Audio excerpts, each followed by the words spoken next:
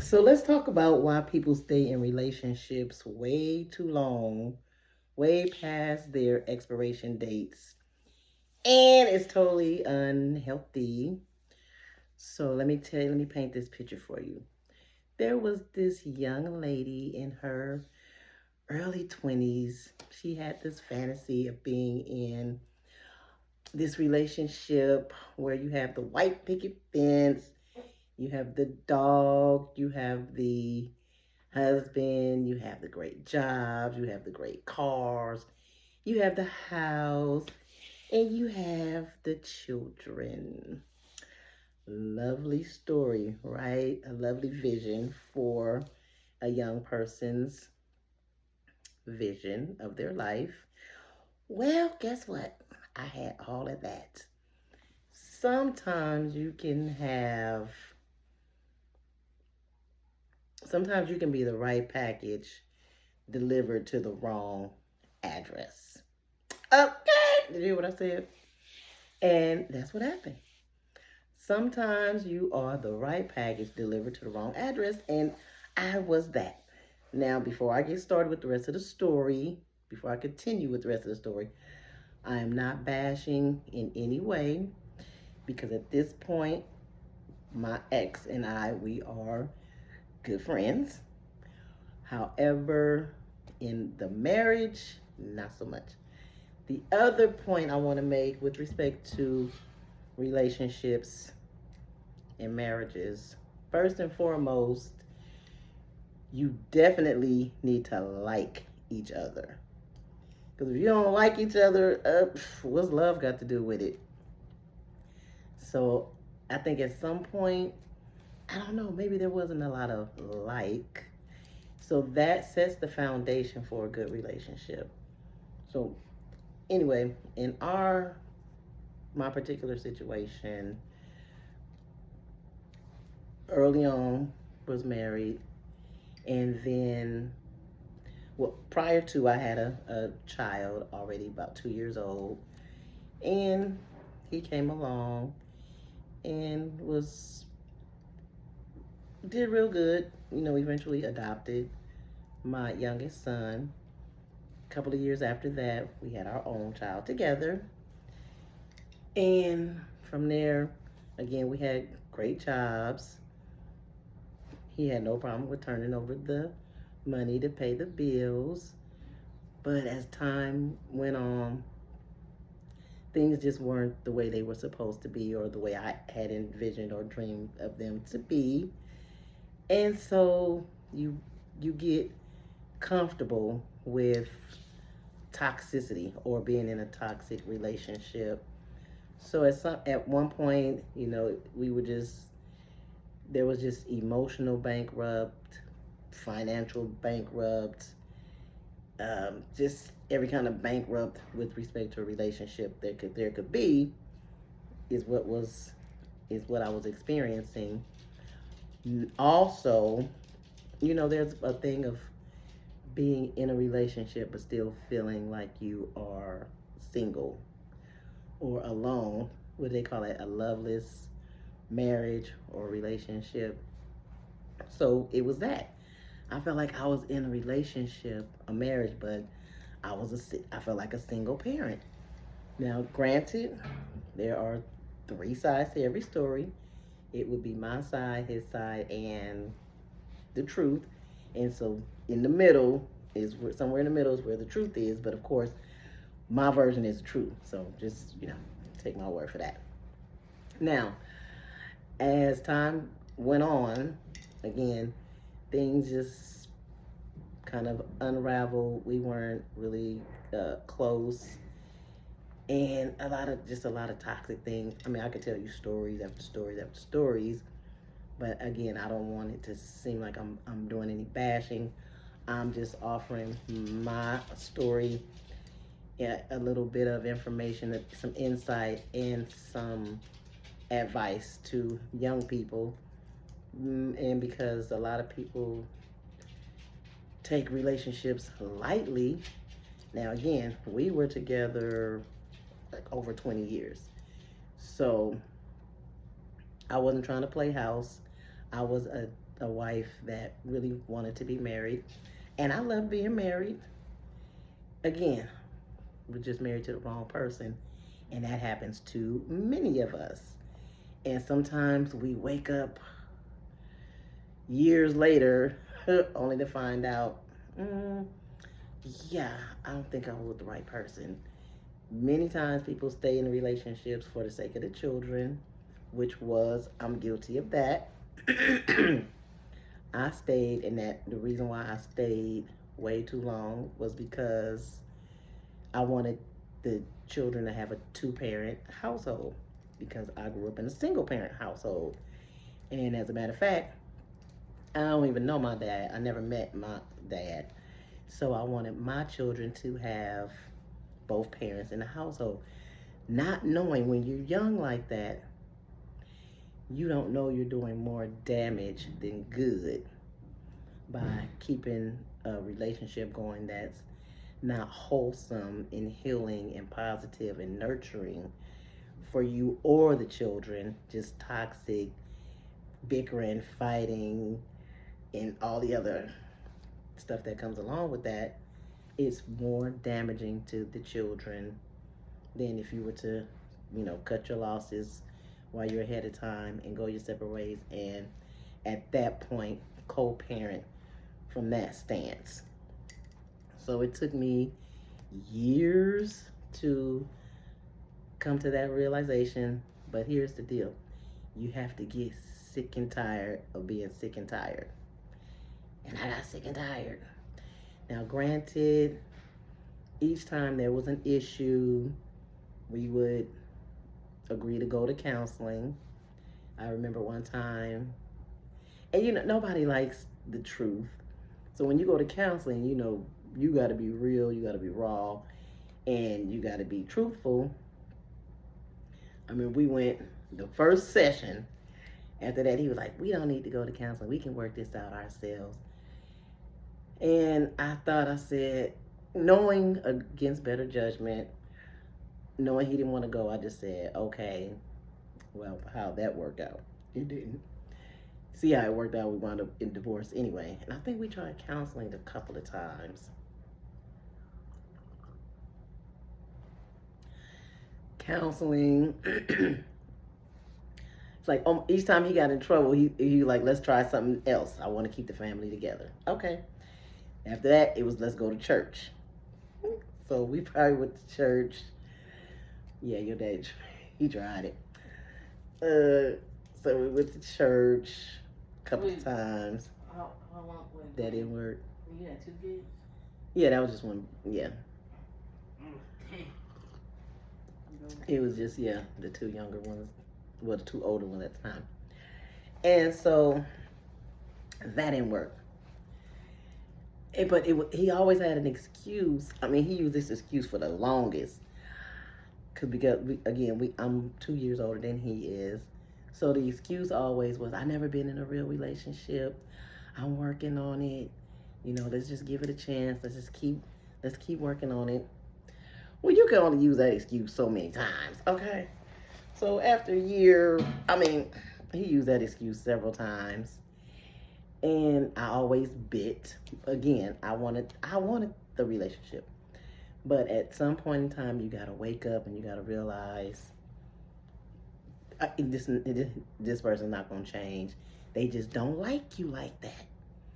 And it's a hard pill to swallow. But this little piece of thing keeps sticking up. It's a hard pill to swallow, but it's reality. So I finally swallowed that pill. Woke up one day and said, okay, nah, this is not working. There has to be somebody out there that is going to love, honor, cherish me, value me, see me for who I am, and want what it is I have to offer. I just want to simply give you some love and some comfort and some respect, and have somebody be the proper provider and leader that I can look forward to, who also is led by a higher power than themselves. They know how to go and get their strength when they fall weak. Nothing wrong with that. But nowadays, people, they just so free with sex, intercourse. People run around here with all these diseases, not requiring the next person to go get tested. If you are a young person and you can come across this video, before you lay down with anybody, make them go get tested. And you go get tested too. And you share your test results before you go have an intercourse. Now, for the other community, some say you shouldn't even be having sex until you get married anyway. So, okay, so I'm not encouraging nobody to run out there and have sex. I'm just saying, if you do, take precautions. There's nothing wrong with that. So before anybody gets in the comment section, you know, I know we got a lot of Christians out there, and one of my other videos, they was kind of coming for me. I'm only here to spread positive information and give some life lessons, some things I wish I would have known when I was younger. Didn't have anybody to give me that information, so it was by trial and error, and that is just the way it is. Now, back to the story. I eventually filed for divorce, did my own divorce, and it was pretty easy. You know, they have the self-help clinics at the courthouses, so I went there, did my paperwork, had it served. Now, that's always a punch in the gut, because here's the other caveat to that. You threaten time after time after time after time till you just sound like a broken record, or you sound like the little boy who cried wolf. But in all actuality, what you should be doing is making your exit plan. And let me tell you something, being in a toxic relationship, it chips away at your self-esteem. You lose yourself because you were so busy trying to please the other person in the relationship that, I mean, to come back from some of that is hard. And it takes years to get yourself back. Took years. And then you reestablish yourself, you get your self-esteem back, you work on yourself, you love on yourself, so then that way the person that you are supposed to be aligned with comes along, you are ready for that person. And I've always said the second half of my life has to be magnificent and explosive, where I have that right person come in and love on me the way that I deserve to be loved on. Granted, I get love yourself first, love God first, or your higher power, or whatever it is you believe in. I understand all of that. But I'm saying physically, while we're here on this earth, there's nothing wrong with wanting to be loved properly. Now, that's for anybody that's going to come for me with those with those comments. So, I get it. Love on yourself. I love on myself. I treat myself well, and I treat others well. And that's the other thing. We have to teach people how to treat us. And we have to stop being people pleasers, because a lot of that keeps you stuck in a relationship, along with fear. So you also have to know how to be self-sufficient, so that way you're not ever locked into a relationship where you can't get out, maybe because of finances. So you always want to have some kind of a skill set, even if your desire is to be a housewife, a stay-at-home mom. Still have a skill set so that you can always sustain yourself. Not necessarily because you may have to face a divorce, but God forbid your spouse passes away. You have to know how to provide and take care of yourself and your children. So be mindful of that.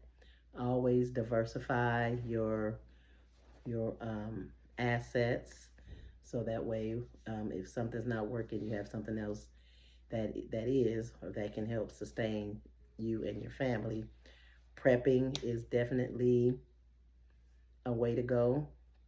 When you prep, you have additional food, water, medical supplies, things that if you were to become unemployed, you have a stockpile of things that you can go and continue to live your life, and continue to flow without any interruptions. But again, back to the relationship things. I mean, again, there's so many stories I could tell that are not good that happened in the relationship, but that is not my primary reason for the video.